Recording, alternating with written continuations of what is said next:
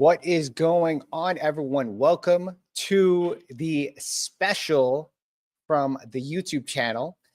We are going to be talking Nebius. We're going to be talking Oracle and Rubrik, which they're reporting earnings right now. Rubrik is up 8% after hours. Oracle is up 3% after. We're going to be talking about that stuff. And time willing, we're going to do the Robinhood Summit live. So let's get this show on the road. Let's take a look at the numbers over here. We got, like I said before, we got the numbers out, and I'm going to bring up trading view over here so you guys can see the movement on Rubrik right now. Beautiful green candle right there. Let me hide the RSI there. That's not super important right now.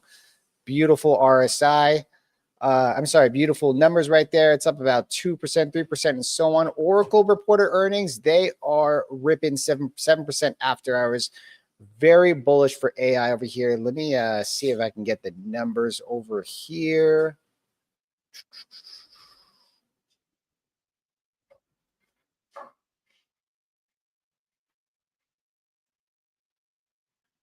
And of course, it's not on their website. Let me take a look at this one right here. Switching screens.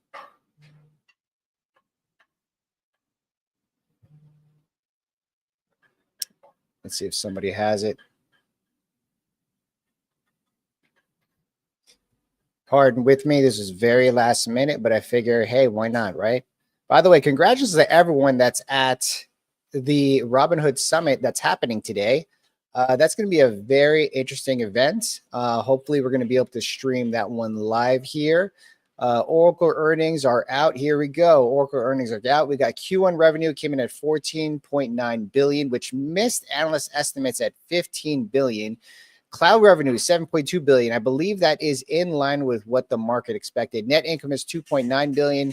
Q1 EPS is $1. So that looks like that is actually a miss on the top and bottom line. But Oracle does tend to report these earnings as far as new information on guidance after hours, supposedly.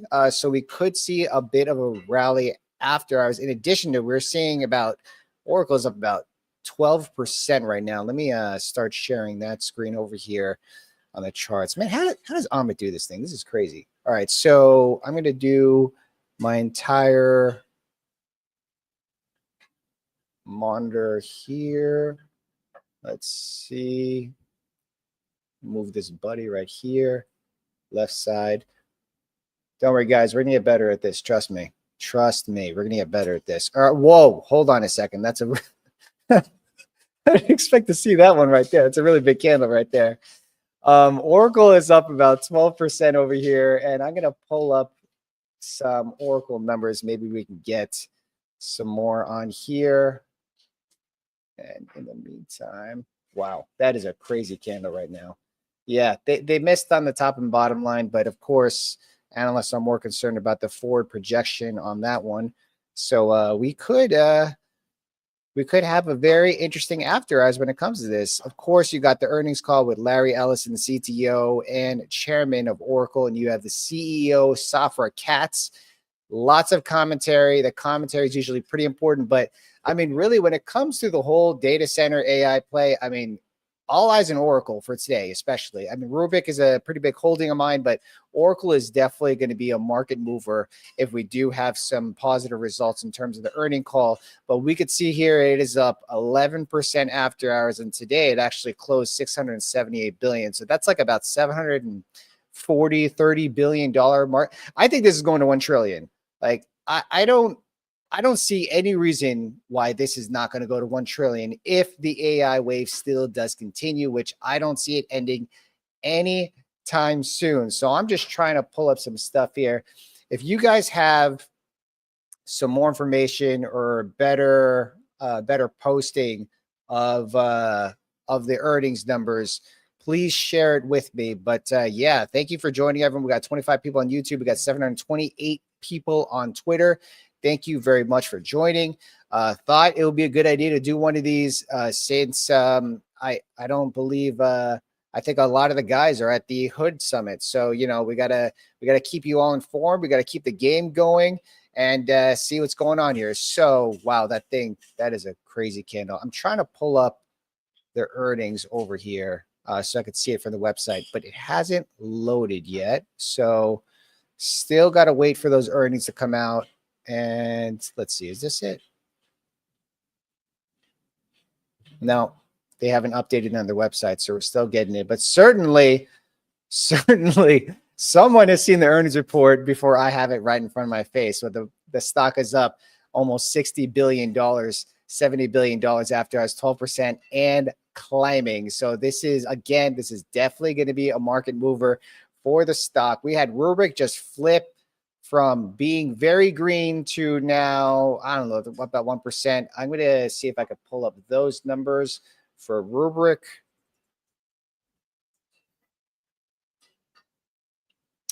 Yeah, that's actually pretty good earnings we have here. We have Rubrik. So these are adjusted numbers on top of a non-EPS number. So this is a non-GAAP basis. But it's what Wall Street is using to track the earnings for this company. They came in an adjusted EPS of 30 cents. Oh, sorry, 3 cents. No, see, this is the reason why I don't think this is correct, because this person might be reporting the adjusted EPS, but the Wall Street numbers might have been the GAAP EPS. I'm trying to look for something else here. Oh, here we go. My boy Kalshik's got it right here. All right, so they reported, oh, wow. Okay, maybe they did beat. It's minus 3 cents. Wall Street expected minus 34 cents, and they came in about $30 million more than expectation.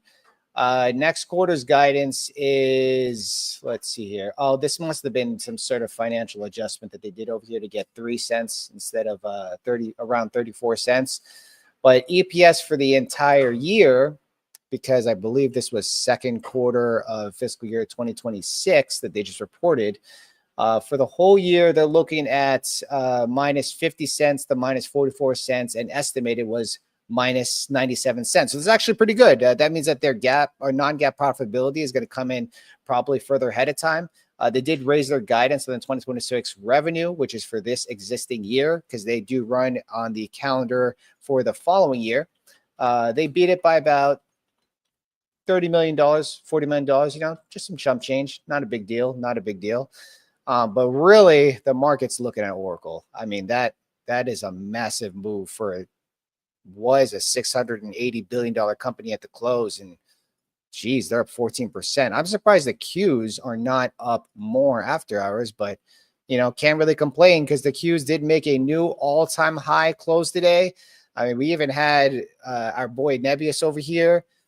Oops, I type in. Yeah. Nebius closed, of course, at an all-time high, up 50% today. Congratulations to everyone that was in that one. And geez, that's just a crazy gap up on Nebius. Is a story going to continue? We're going to dive a little bit more into that on today's episode. What I'm trying to do here is gather numbers on the earnings for Oracle, some more definitive numbers, but their website has not even loaded. Let's see what they got on CNBC right now. 1 second.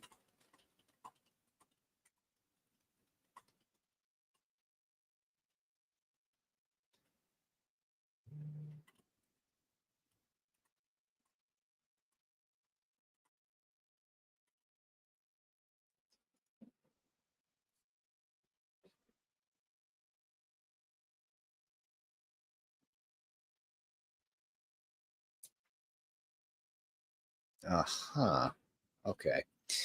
All right. So while I'm trying to pull that one up, oh, CC Cool's got it. All right. Non-GAAP. Yeah, I already saw those. I'm really looking for the cloud revenue growth, and or that would be the semiconductor growth as well as the infrastructure growth, but it has not updated on their website. Bloomberg got it much further ahead of time. Wow. Dude. Oh my goodness. Wow. Oracle is just pumping after hours right now. And I don't even know why they're pumping either. Hold on. This is really fun. This is pretty crazy. That's almost $100 billion move right there. Here we go. All right, so here we go. Q1 cloud revenue. So they're on Q1 of likely fiscal year 2026, and Q1 cloud. No, is this old? Yeah, that's today. Okay, so Q1 cloud revenue came in at 7.2 billion, which I mentioned earlier, grew 28% year over year.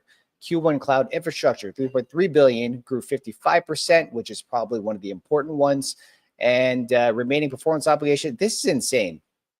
Remaining performance obligation. So RPO is basically work that has not been billed to the client yet, but is going to be coming through their pipeline. So it's work that they're actively doing for clients that the clients haven't paid for yet or been billed yet. So that was a 359% jump. So when you see 359% growth on work that will be coming in as revenue, that's why the stock's up 16% right there. And it's very likely that did come up way above expectations. It looks like the RPO contract backlog. Okay, good. That's the backlog. Oracle Cloud Infrastructure grew Oh, wow, that's a big one. Oracle Cloud Infrastructure grew 77% year over year to $18 billion this fiscal quarter, and then increased to 32 billion, 73 billion, 114. Look at this growth on their infrastructure. 18 billion this year for fiscal year 2026. So 3 more quarters left in this year. And then, hold on. Yeah, so it's fiscal year 2026. Fiscal year 2027, 32 billion. So that's almost 100% growth. And then re-accelerates to beyond 100% growth for the following year after that. And then almost 100% growth and then slows down. But wow, these are insane numbers. I mean, that is why Oracle is up. I feel like by the time I say how much they're up, they're going to be up even more than that. But they're up 17.5% after hours, which would make them almost an $800 billion company. Dude, where's my calculator? Where's my calculator at? I should be able to do this in my head, right? Math major. I should be able to do this in my head, but I can't. 678 times 1.17. Oh, wow. They're almost an $800 billion company. That's freaking insane, man. Jeez. No, and probably beginning of 2024, I believe. Was it beginning of 2024? Yeah. It was even mid 2024. The stock was $113. Now it's almost at $300. Just last April, it was $127, and now it's almost $300 a share. That's wild, man.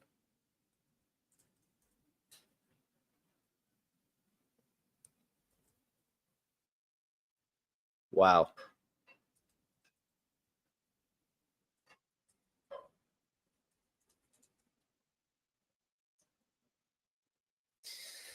Whew, man, I mean, anybody know when the top is for this? Because it's certainly not now.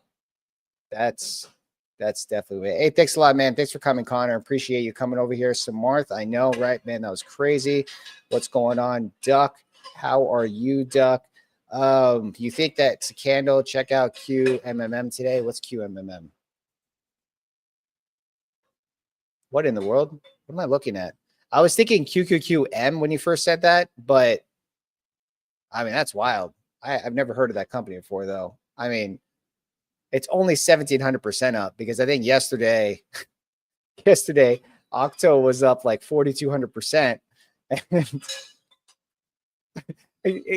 We're at the days now where being up 1,700% is not that much compared to another stock. Like, isn't that just wild? What's going on, Ray? Nice to have you here. What's going on, Zo Cold? Thank you for coming, everyone. Sound breaking up. Is my sound okay, guys? Is my sound okay? Let me know if my sound's okay. What's going on, Rob, Carlos?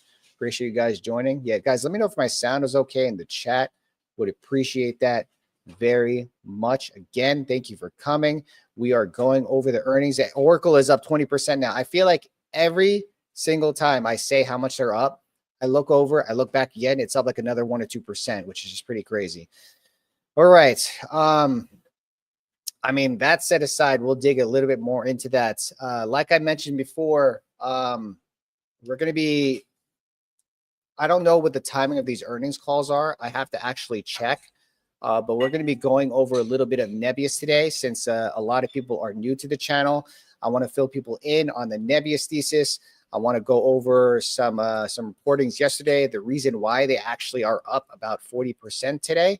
And let's see if we have some time to actually go over the to listen to part of the earnings call for Oracle. That's going to be an interesting one.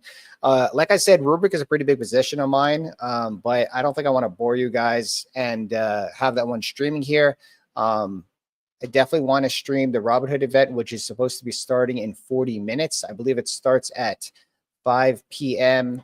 Eastern. It's pretty crazy because, like, they're all in Vegas, but they're reporting Eastern, but I think that's what companies usually do.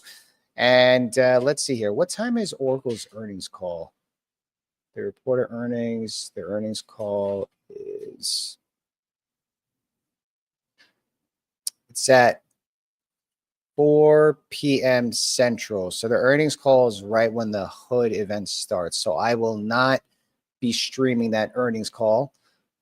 Oh, S&PS, that's right.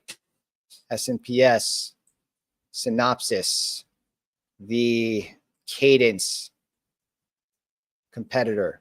Yikes. Double miss. Why are they down? Why are they down?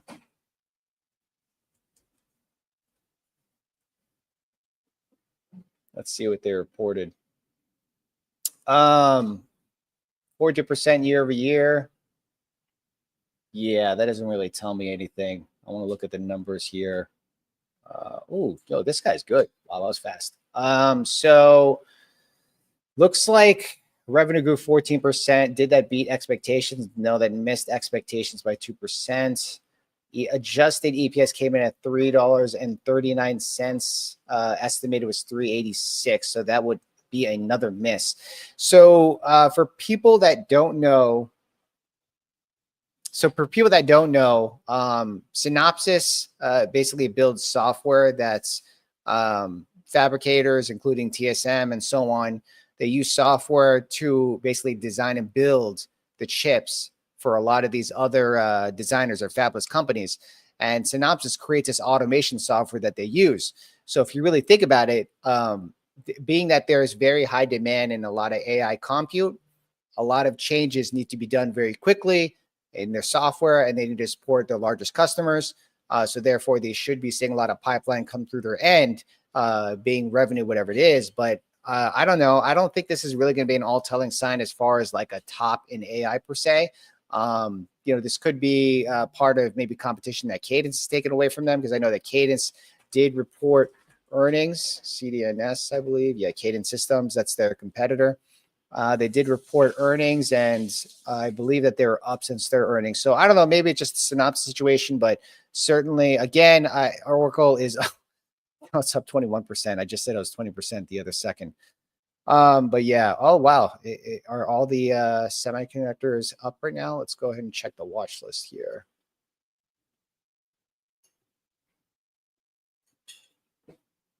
Yeah, they're all up after hours. NVIDIA is up 1.5%.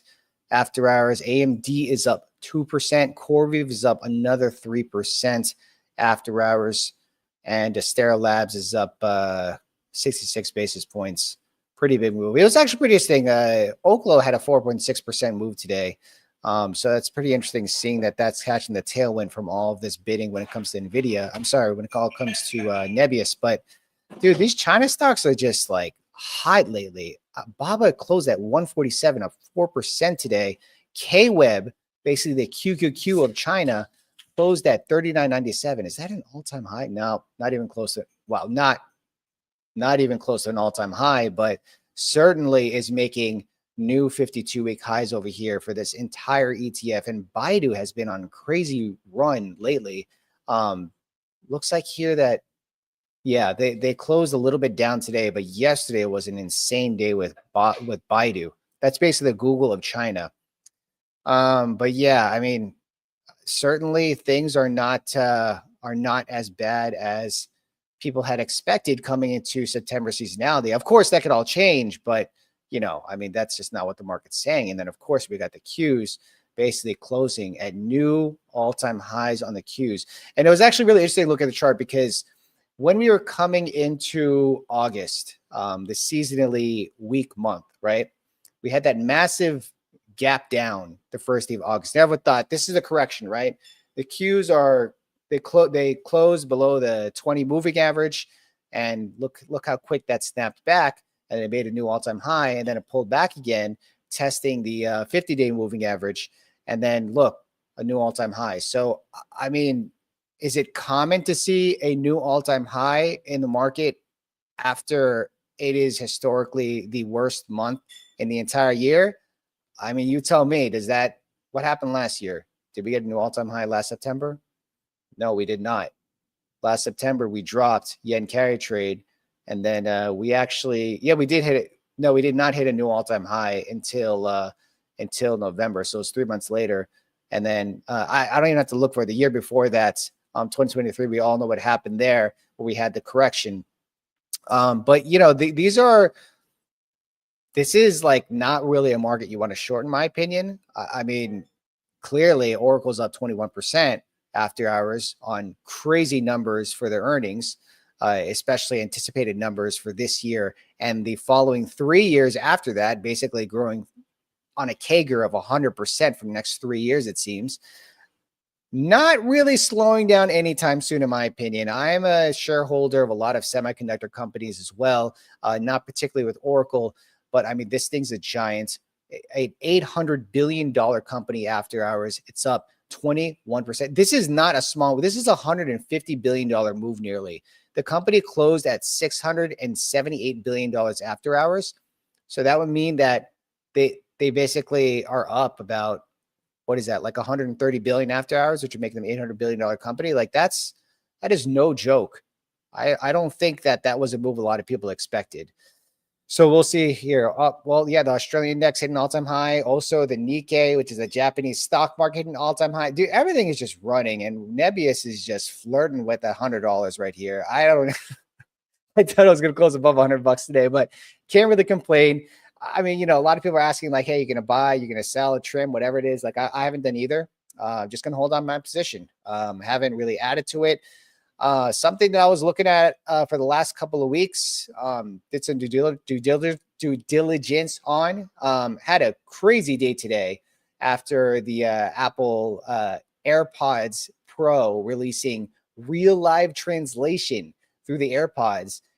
Basically, you had Duolingo was up intraday about 5%, snapped back to being down 3%, and ended up closing about 1% up in the day. I mean, this is not... This is an easy thing to catch. All right. Like I would say that their moat is not being disrupted, in my opinion, but that set aside, like their numbers don't reflect it. Right. So if you think about Duolingo, I think let's just pull up the earnings. Let's pull up the earnings. IREN about the first time today. Oh, word, man. Let's see that. Ooh, IREN is up 3.5% after hours. Let's go. Let's go. All right. So let me pull up. Let me bring some of this fiscal.ai game right here. And, fortunately, I don't have to type my password in front of you guys because it already caches my password here. So let me pull this sucker up. All right. Let me pull up Duolingo. And I'm not trying to get you guys to buy it or anything. I'm just trying to say that I think the fear and uncertainty doubt, or FUD, is being overplayed on the stock. Okay. So let's take a look at their most recent earnings. And this earnings happened before GPT-5 came out. In fact, the earnings happened the day before GPT-5 came out. The stock was up like 20%. So let's take a look on a quarterly basis how their earnings turned out here last quarter. And let's bring it up in the chart. Let's bring it up at this big, beautiful chart right here, right? So they reaccelerated their growth from 37% to 41.5% last quarter. Market was surprised to see that, mostly because their moat is in danger wasn't as bad as expected. And usually when you go into an earnings event or a binary event, not necessarily a binary event, when you go into an earnings event with low expectations and they're not as bad as expected, a stock usually goes up. In this case, they were way better than expected. So that's why it was up like 24% the next day. It was insane. Everyone was celebrating. And then you had the other numbers. Let me just go over the other numbers first here. Their advertising revenue was up 55% here. So that reaccelerated from 6% the quarters prior, the 2 quarters before that, to 38%, 55%. So that's growing. So it's advertising they're collecting for their free users.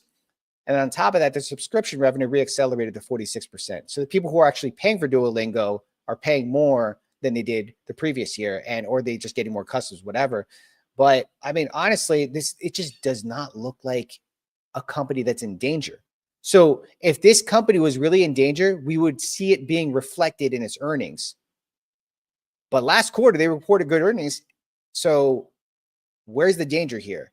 Oh, the danger is because ChatGPT 5 can translate languages for you. Oh, that's the danger. Okay, cool. So do you know what the earnings is going to be next quarter? No, you don't, right? So there's that danger. And then Apple comes out with AirPods Pro that can do live translation via AI.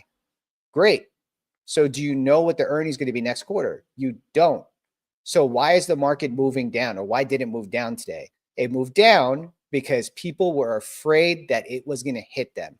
No one knows what these numbers are, or at least no one who is not an insider knows what they're going to be next quarter. The market is just speculating that it's going to be bad. So that creates an opportunity if you are bullish to stock. And that is the reason I bought into Duolingo.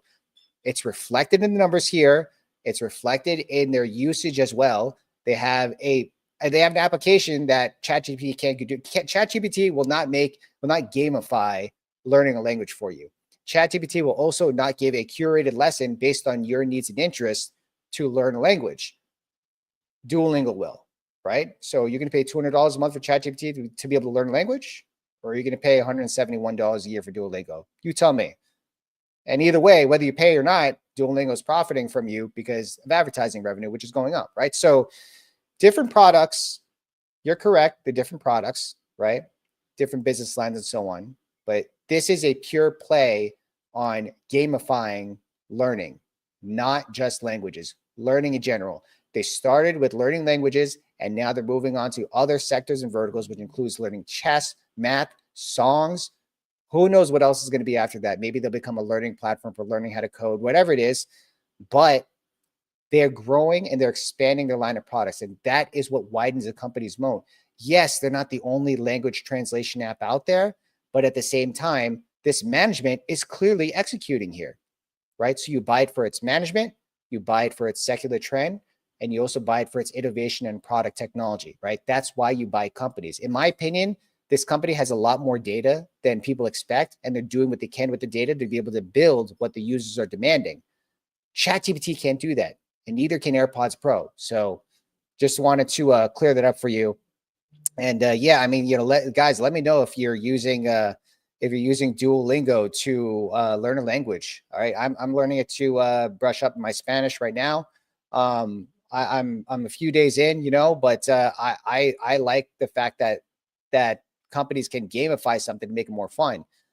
In the past, I'd been a teacher, and getting people to be motivated to do something that they're just not built to do. Like, we're not built to learn multiple languages, right? But if you're gamifying it and making it fun, like, that is something that's innovating on a company. But if you're able to do it from a technological stack perspective, that is where it becomes important. So that is my, in a nutshell, bullish case with Duolingo. And, oh, geez, man, this thing is just up every single time I look at it. It's crazy. Wow. Yeah. All right. Did I buy Duolingo calls or straight up stock? Well, I can't exactly release that information, but you can go ahead and check the Savage Trader portfolio. But I'll tell you right now, I'm not like knee deep heavy into this stock. I do have a portfolio that is basically adjusted for my risk tolerance. And it is not a humongous position by any means, but it's certainly not a small position that I would see as speculative. So, oh yeah, there you go. He's like, he's bringing on the, he learned Italian. I got to do Duolingo. I got to catch up my Duolingo lessons because I'm like trying to translate that thing in my head. Anyways, guys, wow, these are some crazy numbers. So the Robinhood event, I believe, is in, I believe it's in 25 minutes. Oh man, no, it's not in 25 minutes. It starts in an hour. I thought it was at 2 o'clock. So maybe we can listen to the beginning of the Oracle's. But you guys let me know. Do you guys want to listen to the Oracle earnings call, or do you want to get a bit into the weeds with Nebius, which we'll still be able to do anyway. We'll get a little bit of the weeds in Nebius. I want to talk a little bit about Rubrik because I feel like a lot of people don't really understand it in the market, and it's starting to become a very well-known stock in the stock market. Rubrik, I've been long this thing since like the 30s, and it basically closed at almost $100. And honestly, even if this thing is down like 5%, I'll still be up in it. But yeah, I was buying it when it was down here. I even have my old fib chart over here when I was just accumulating a lot of positions. It did IPO back in May of 2024, so it is a fairly new stock. But like since then, like I could see a lot of people in Wall Street talking about this stock, and there was no one talking about it back then. So the same thing with Nebius, guys. I mean, if you tune into these more often, you'll hear about a lot of these companies that a lot of people don't really know about. A lot of people are starting to hear about or starting to catch wind about, maybe on X or FinTwit, whatever it is. But I will talk about them because that's just what I enjoy doing. If you guys know me, if you guys caught me from Amit's channel, you know, shout out to Amit, having a crap load of people on there that just are just experts, and being able to be on that stream with people like that is just like, I would have never thought about that a couple years back. Like I just met Chris Patel a couple years back through his Patreon and through, of course, the Finance Junkies, and then here I am today. Would have never thought it. But with that being said, I do want to preface that Nebius is really starting to grow into a story that I never thought would actually play out for probably another 3 years. And this sign-on with Microsoft for a $17.4 billion contract for the next few years, 5-year deal, with the additional spend of another $2.1 billion, is really something for a company that was only worth about $17 billion, $15 billion yesterday. And now the company is worth about like $30 billion today. So let's see. Yeah, they're $22 billion today. And basically, the contract that they signed with Microsoft is just under how much the company is worth today. So very early. You know, let me actually pull some information here.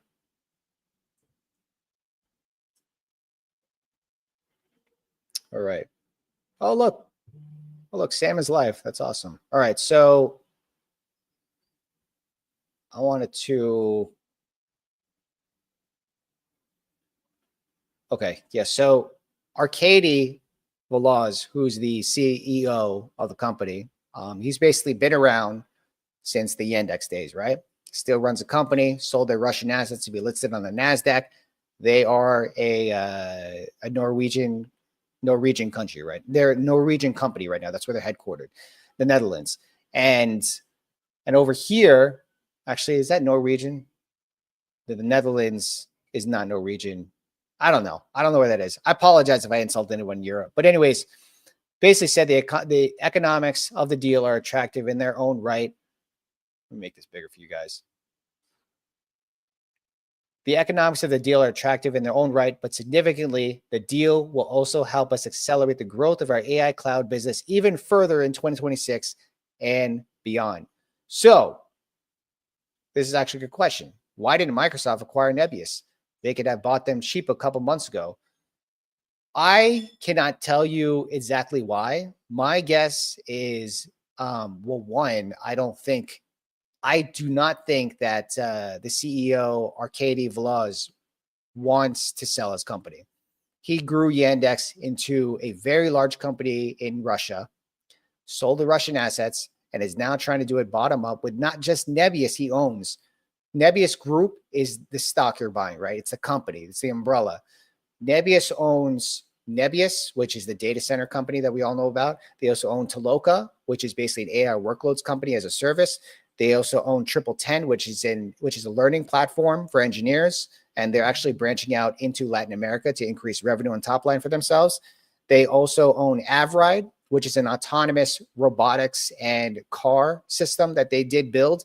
I don't believe that they actually build the car themselves, but they build the autonomous technology that's behind both of those. And they probably outsource the hardware for the robots as well. And they have a 28% stake in ClickHouse, which is can't think of it out the back of my head, but Shopify has a stake in ClickHouse, and so does Bezos Expeditions, which obviously Bezos is the chair of Amazon, but he has an expedition arm that did invest into ClickHouse. So it is a group, right? And one thing that we've seen from a lot of mega caps is that acquisitions are being very much scrutinized by the DOJ.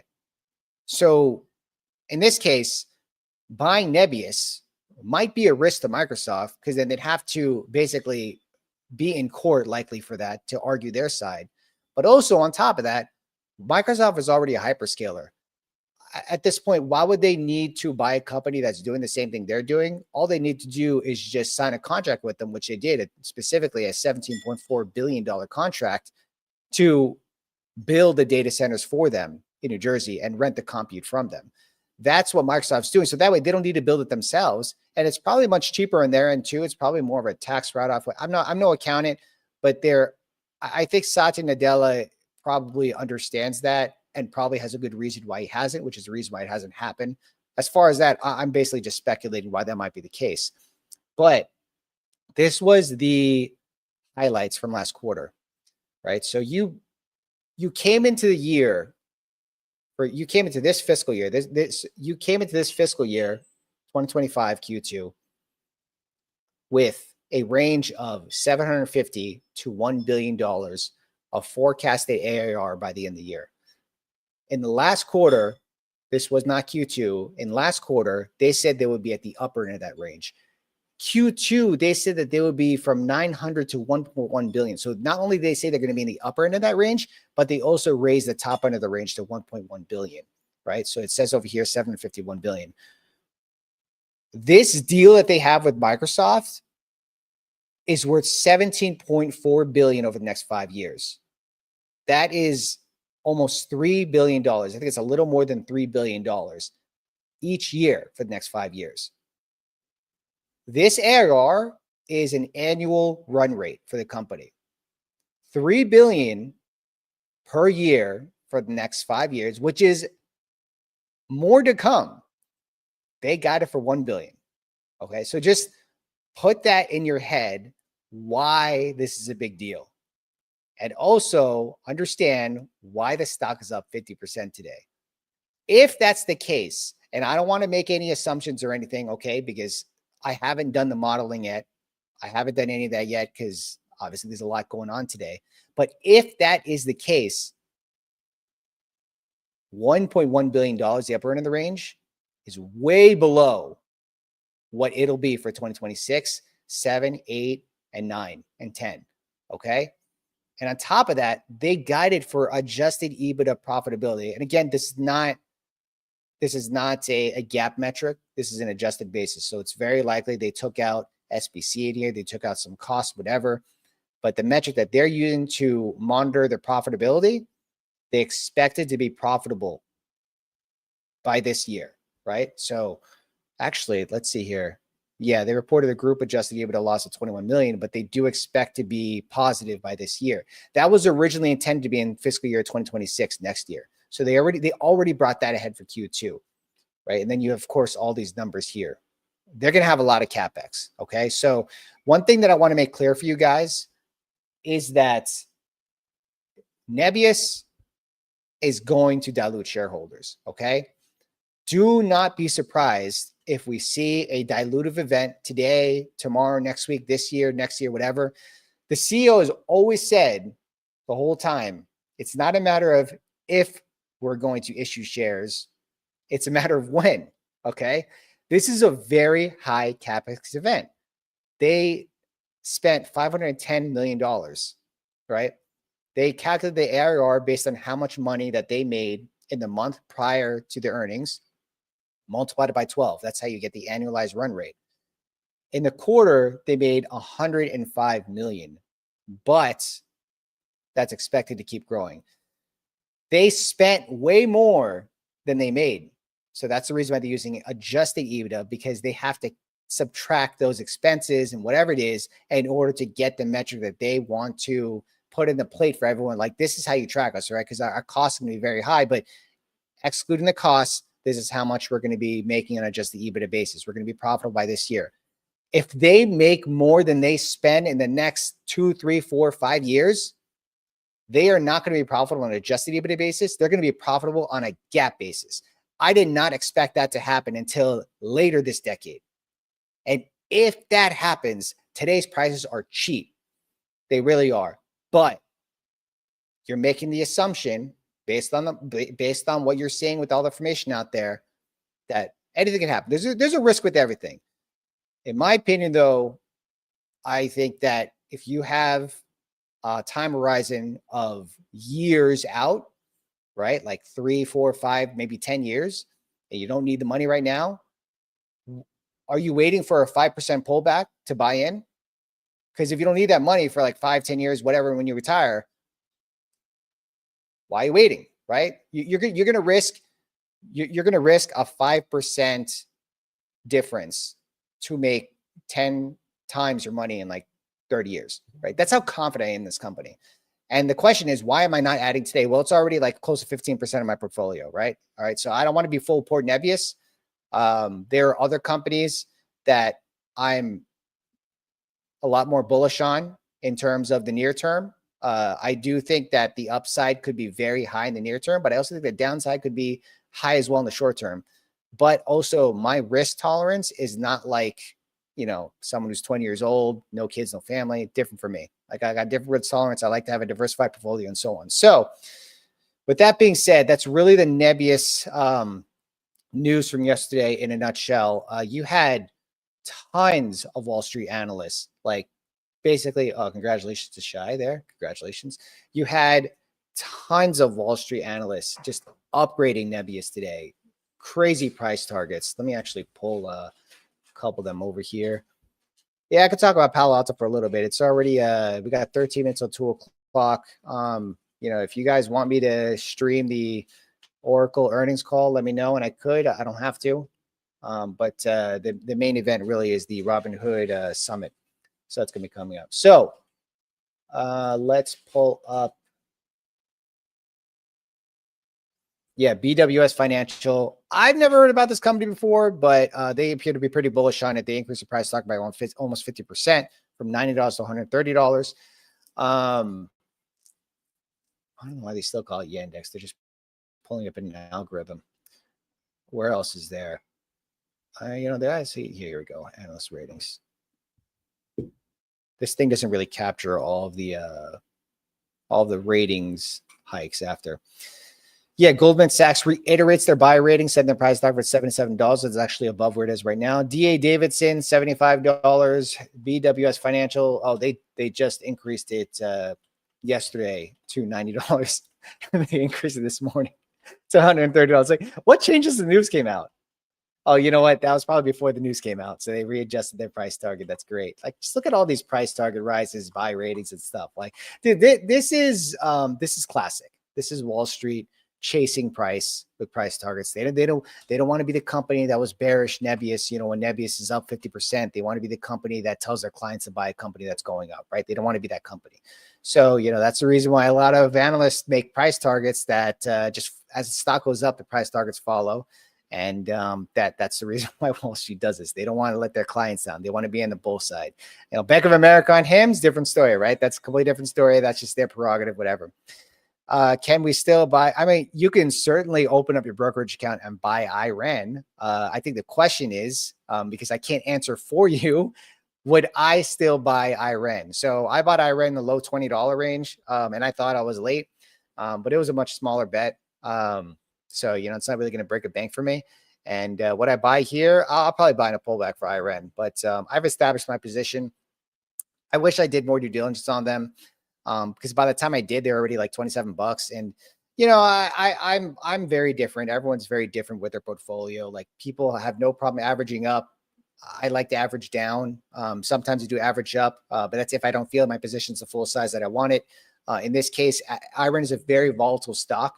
And usually with companies that have like a beta of 2 or more, meaning that if the stock market moves up 1%, a company with a beta of 2 would move up 2% on a historical basis. So IREN moves up like 2% like in an hour, right? Like, I don't I'm not someone who likes to see their portfolio move that quickly. I don't have the stomach for it. I like to invest on a consistent basis versus just buying one time all my stuff in my portfolio and just leaving it. Like I always add to my portfolio every single week.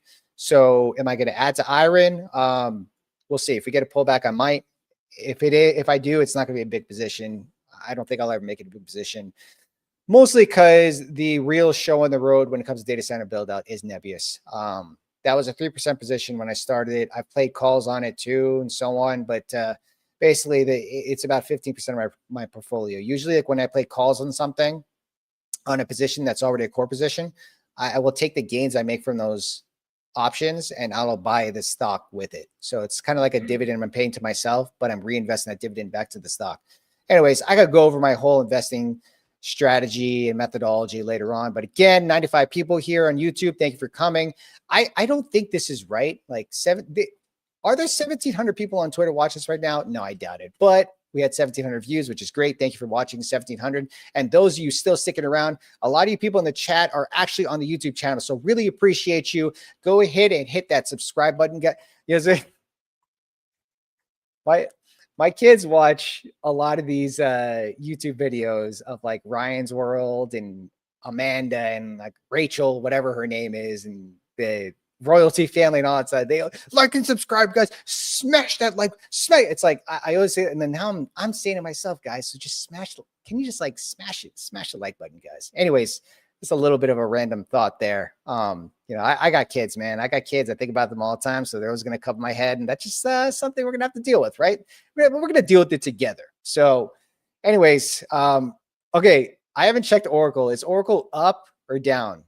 Like, is it above 20% or is it down 20%? It's about, dude, this stock is up 23%. I was actually leading that it was going to be down. It's up 23%. Like this is nuts. This is nuts. Anyways, guys, appreciate you all being here.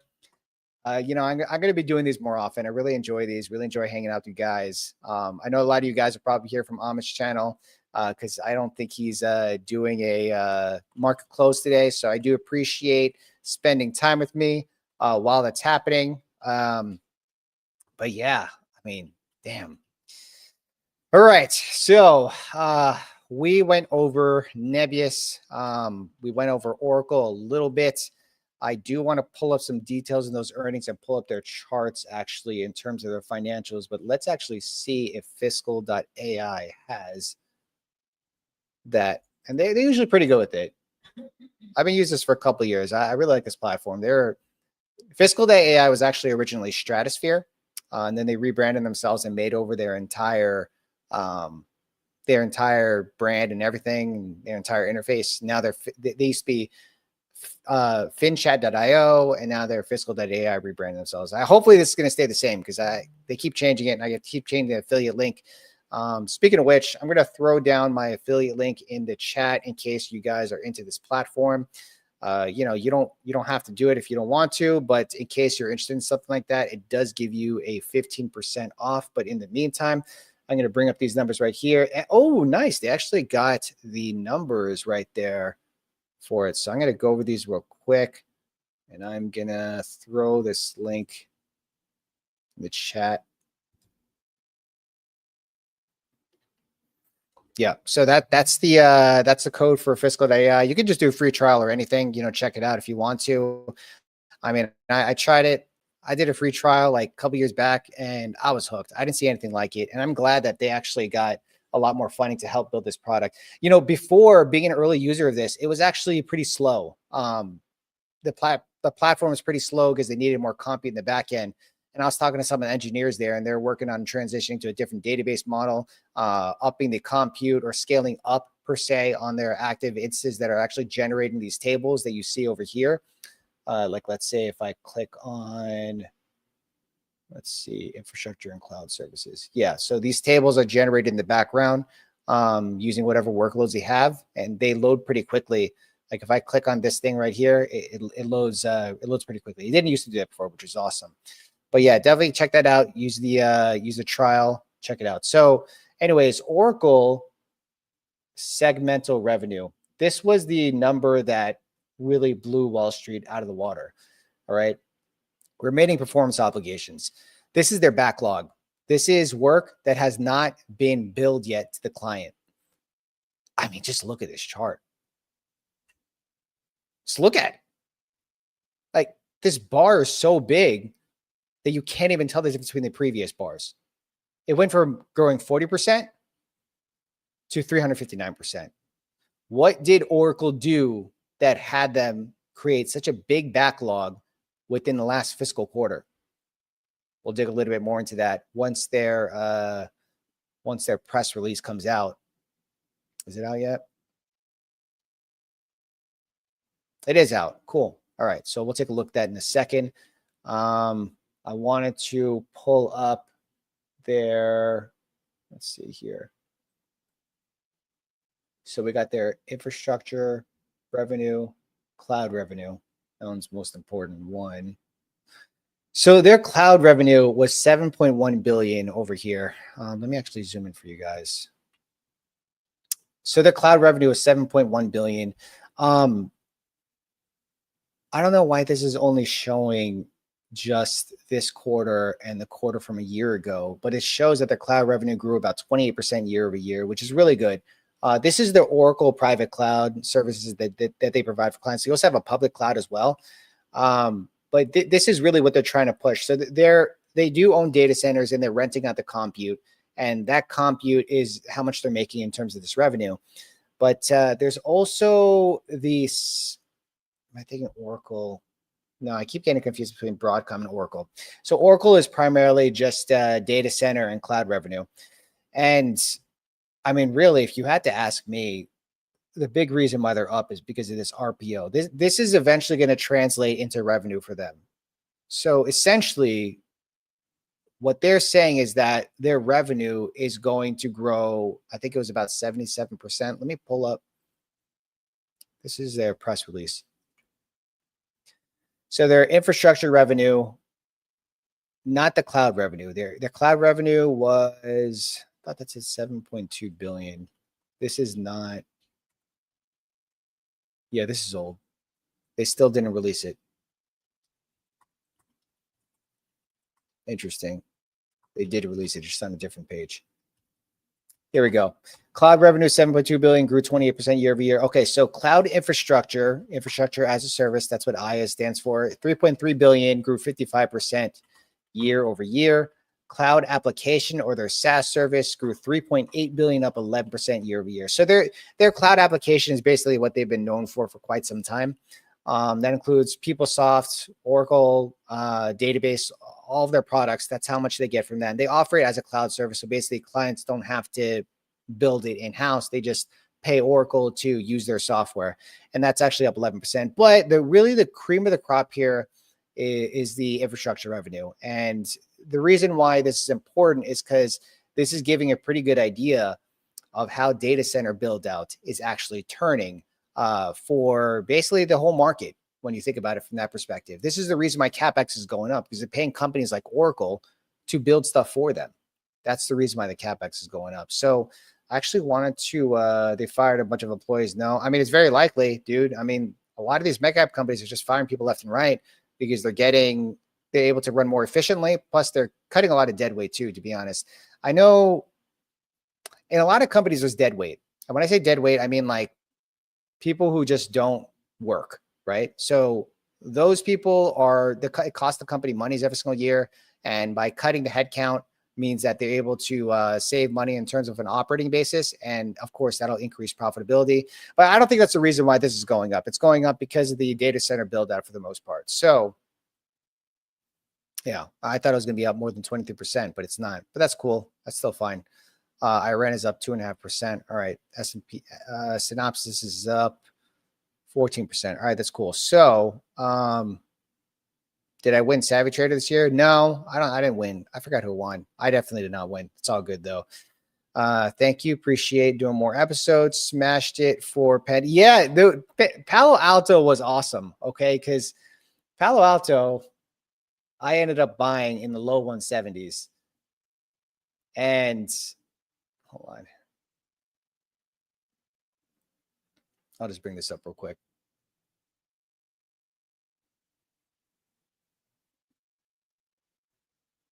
what was my average in Palo Alto?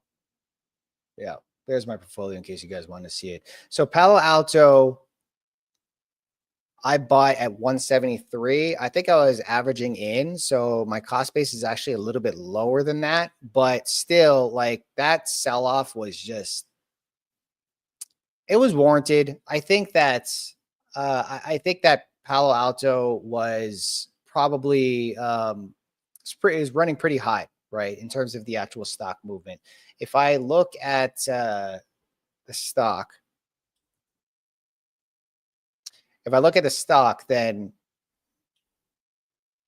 it was running pretty hot over here, and then it needed to pull back after the earnings, but it was mostly after they announced that CyberArk is going to be an acquisition target for them. But you know, with that being said, I think Palo Alto has, as long as the market keeps going up, Palo Alto is a cybersecurity giant. They run across all the verticals in cybersecurity for the most part. I mean, now they're adding identity onto their basket. I mean, they're already in endpoint client management. They're already in network. They're already in virtual firewalls. They even have hardware firewalls as well. They're basically the forefront. The only thing they're missing, though, is data security, in my opinion, which is Rubrik. They might have a product for this. I don't know off the back of my head, but will Palo Alto acquire Rubrik? Well, Rubrik is worth $20 billion right now. I don't know. Maybe. I don't see it as a bad idea. But if there's any company that's going to acquire Rubrik, it might be Microsoft, because Microsoft has a very big backing of this company. In fact, the former chair of Microsoft is part of the board at Rubrik. So some very interesting stuff. I'll talk. Wow. It's up 26%. Insane. And the market's only up 13 basis points. I was actually surprised. I'm surprised that a company of this size is only moving the market by that. And I wouldn't expect the company itself to move the market by that much, but I would expect the sympathy plays like NVIDIA, maybe some of the data center plays to go up, but those aren't going up. But definitely the semiconductor space is just having a field day right now after hours. I mean, this is great. I own Astera Labs, used to own Marvel, sold in the low 70s. Micron is an interesting name. I just don't want to chase that chart. It's the only problem. And yeah, I don't know. The market's definitely having a field day. So guys, the Robinhood event is not until 2:30, and I'm going to have to relocate where I am right now. So it's very possible that I might have to cut this stream and then restart again when the Hood event starts. Because to be completely honest, it starts at 2:30, but I don't think it's going to start at 2:30. It's probably going to start a little bit after. I don't know. I don't know if Vlad is what's it called? It's a call when like you're always on time. I forget the name of that term, but I don't know if it's going to start on time. We'll see. But anyways, that being said, what does, you know what, Boba, I know you're in the Discord, so Chris and I are going to do more of a deeper dive on cybersecurity at some point. That'll be for Discord members. Do you have a Discord? Yeah, so I don't personally have a Discord. I just go on the Discord with Chris Patel, and he has a Patreon membership. So I'll put that. I'm going to put it in the show notes if you want, in case you want to check that after. But I don't want to turn this into an advertising sector. Can you go over IREN and CIFR? Well, I can. I just don't have the time for it. At the same time, I'm not an expert on IREN and CIFR. IREN is a small position, and I like to put in my hours for due diligence based on how concentrated position is, and IREN just isn't the case for me. So I could talk about Nebius all day long. But when we talk about IREN, I've looked at their PowerPoints for the past few earnings. I've listened to a couple of earnings calls. I looked at the charts, looked at the metrics. Looks good. It's part of the secular trend with data centers. I would think that it'd move up from there. So yeah. Oh, it's going to gap up like a monster. It gapped up more. Jeez. It's up 27%. I don't know what they're saying in that phone call, but the market is loving it. Wow. Insane. All right, guys. So I'm going to close this one out. I think we hit all the points that we were supposed to talk about, with the exception of the Hood Summit. That was actually supposed to be 5 minutes ago, but it looks like it was supposed to be actually at 2:30. my time. I'm in Pacific. So we got about 25 minutes. I'm going to see if I can put something together, come online for that one, and I will kick it with you guys later. Talk to you guys later. If you if first time here, welcome. Make sure you subscribe to the channel. I'm going to be doing a lot more of these. Appreciate you guys. Talk to you guys later.